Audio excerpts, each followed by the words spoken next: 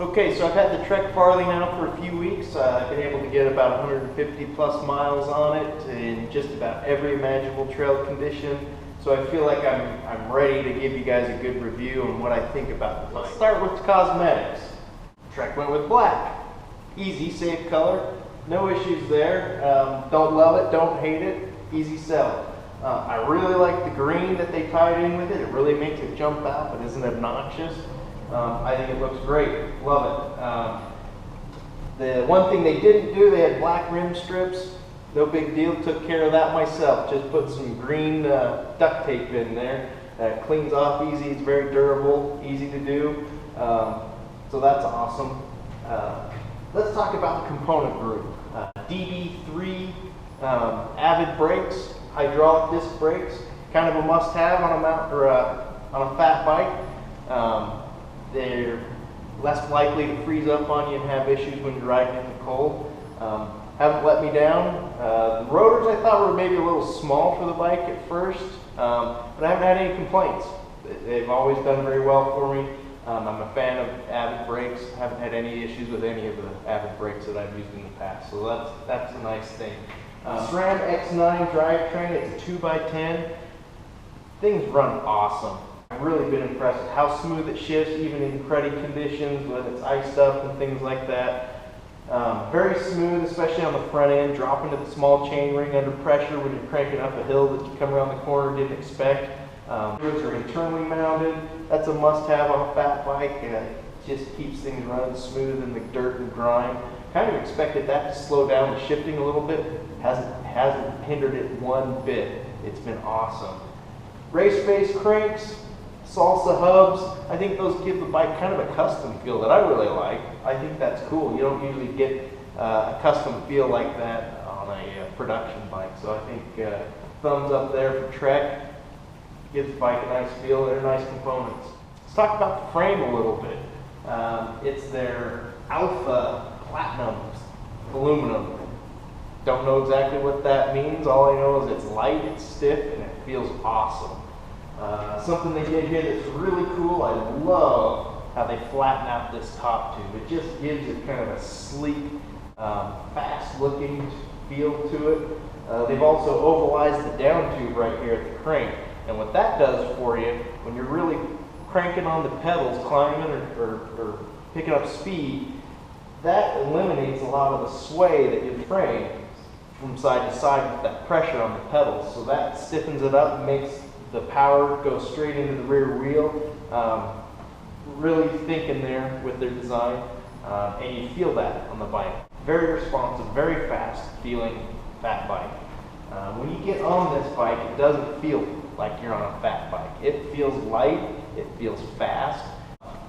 Climbing, man, this thing just loves to climb. It'll go up anything. The only thing holding this back is my own limitations, which can be significant, but just climbs fantastic. I did find that the front end felt light, and you got to have a good forward riding position when you're climbing so that the front end didn't want to come up off the ground when you got into the real steep, rocky stuff. Outside of that, thing is fantastic. Tapered head tube here, beefy aluminum fork adds to the stiffness of the bike. Now you get a little bit of a trade-off with that. For a stiff ride, it's very responsive, very fast in the corners. You point that bike where you want it to go and it goes there. That's awesome. The downside to a stiff ride can beat you up a little bit on the rough rides. Long, rocky rides wear on you a little bit more.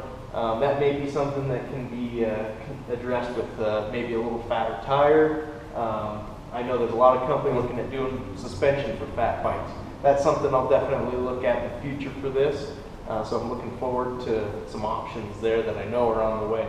The only other thing that I feel I need to change are the grips. Now these grips are really nice. They're a small diameter grip. They feel really good. My only complaint about them is toward the end of a long ride, hands are starting to get a little tired, maybe a little worn out from bouncing through the rocks and stuff like that. So we're going to put something a little softer on here. I don't think they're a bad grip. For me, it's not the best choice for this bike. So those are going to get changed out. The biggest complaint that I have about the bike, traditionally, fat bikes are designed for an adventure touring bike. So they, like the Surleys and the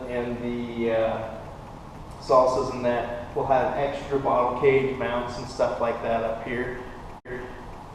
I was looking forward to that. So when I do want to do some touring, I could throw some anything cages on there and some dry bags and have really an inexpensive pannier system on the front end. They do have one mount on there, so you can put a rack on there with panniers. I was hoping to avoid that. I didn't think I needed that much on the front end and was hoping to go with a smaller setup. The Farley's kind of a new breed of fat bike that we're seeing.